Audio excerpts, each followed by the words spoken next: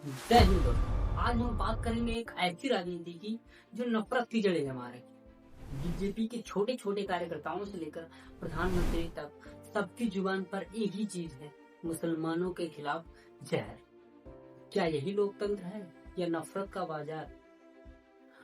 आइए देखते हैं कुछ सच्चे उदाहरण जो दर्द देते हैं। यदि आप सब भी इस अन्याय के खिलाफ आवाज उठाना चाहते हैं तो आइए हम सब मिलकर एकजुट होकर आवाज उठाते हैं इस सरकार के खिलाफ। 16 अक्टूबर 2025 सिद्धार्थनगर के धनकरपुर गांव में लगे एक हिंदू युवा वाहिनी के मंच से बीजेपी के फॉर्मर एमएलए जिनका नाम राजेंद्र प्रताप सिंह, उनका एक वीडियो वायरल होता है। वे हिंदू युवा वाहिनी के मंच से कहते हुए नजर आते हैं कि अगर 2 हिंदू लड़कियां अगवा हो गई तो 10 मुस्लिम लड़कियां लाओ, शादी हम करवाएंगे और नौकरी भी तुम्हारी हम लगवाएंगे। तो मैं कह रहा हूँ 2 पे कम से कम 10 मुसलमान लड़की लाओ। 2 पे 10 से कम मंजूर नहीं है। शादी हम कराएंगे और ये घोषित करते हैं कि जो लेके आएगा उसको खाने पीने भर का नौकरी भी दिलाएंगे, रोजी रोटी भी दिलाएंगे।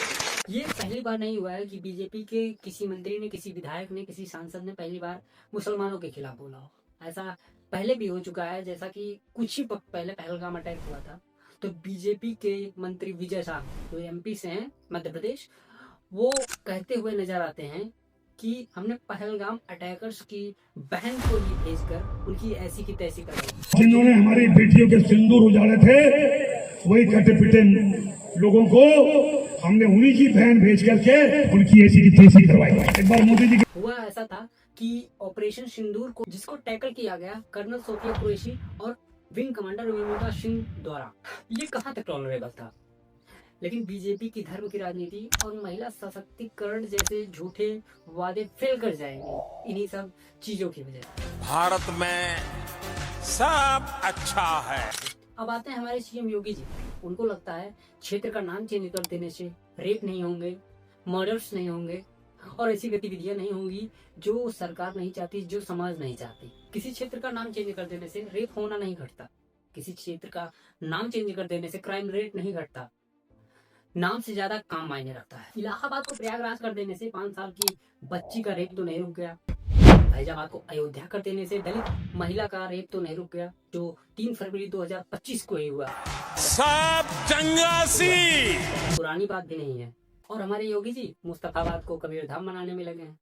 और कबीर दास जी की नजर ऐसी थी कि वो हिंदू, मुस्लिम, सिख, ईसाई सबको एक बराबर की नजर से देखते थे। हमारे योगी जी की तरह नहीं कि मुस्तफाबाद है तो उसको कबीर धाम कर दिया जाए और औरंगाबाद है तो शिवाजी नगर कर दिया जाए या फिर जो भी हिंदू से रिलेटेड नाम होते हैं। कबीर दास जी की सोच ये थी कि कट्टरता से ऊपर उठो। हमारे योगी जी कट्टर बनाने में लगे हुए हैं। ये कबीर दास जी का कहना था, कट्टरता से ऊपर उठो और मानवता की नजर से लोग एक दूसरे को देखो। अब आते हैं हमारे देश के भगवान श्री नरेंद्र मोदी जी पर। भगवान मैं उनको इसलिए कह रहा हूँ, उनकी आपने देखी उनकी मंदिर भी बन गई है और उनको भगवान से बड़ा दिखाया भी गया है एक स्केच के द्वारा, एक इमेज के द्वारा, जिनमें वो राम जी को अंदर लेके जाते हुए दिख रहे थे। हालांकि वो पोस्ट अभी तक डिलीट कर दिया गया है। ये हमारे देश के एक वरिष्ठ नेता हैं और वरिष्ठ नेता के साथ साथ ये हमारे देश के प्रधानमंत्री हैं और इनका ये दायित्व बनता है कि हम सबको बराबर की नजर से देखें। लेकिन इन साहब की तो आपने बहुत सारी बातें सुनी होंगी, मुर्गा, मटन, मंगलसूत्र, घुसपैठिए आदि शब्द आप सुनते रहे होंगे। सब चंगासी।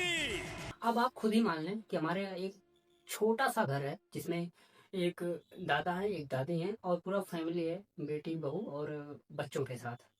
और हमारे घर के जो मेन सदस्य हैं, जो बुजुर्ग हैं, उन्हीं की भाषा ऐसी अमर्यादित तरीके से होगी तो उनके बच्चों पर और उनके नाती पोतों पर क्या असर होगा? मोदी जी ने 2024 के चुनाव में 173 स्पीच दिए, जिनमें 110 स्पीचेस में उन्होंने इस्लामोफोबिक कमेंट्स किए। सब अच्छा है। यह नफरत सिर्फ ऊपरी लीडर्स की नहीं, बीजेपी के छोटे छोटे कार्यकर्ताओं से लेकर प्रधानमंत्री तक सब सेम स्क्रिप्ट पढ़ते हैं जिसमें मुसलमानों के खिलाफ नफरत भरा होता है। साहब ये नफरत का चक्र कब तक चलता रहेगा? बीजेपी की नफरत की राजनीति, बीजेपी की धर्म की राजनीति भारत को बांट रही है। हमें एकजुट होना होगा। हिंदू, मुस्लिम, सिख, ईसाई, अपने वोटों की ताकत से बदलाव लाना होगा। अगर आपको ये वीडियो छुआ तो कमेंट्स में जरूर बताएं और इस वीडियो को ज्यादा से ज्यादा शेयर करें। एकजुटता बना कर रहें। एक भारत श्रेष्ठ भारत। जय हिंद, जय भारत।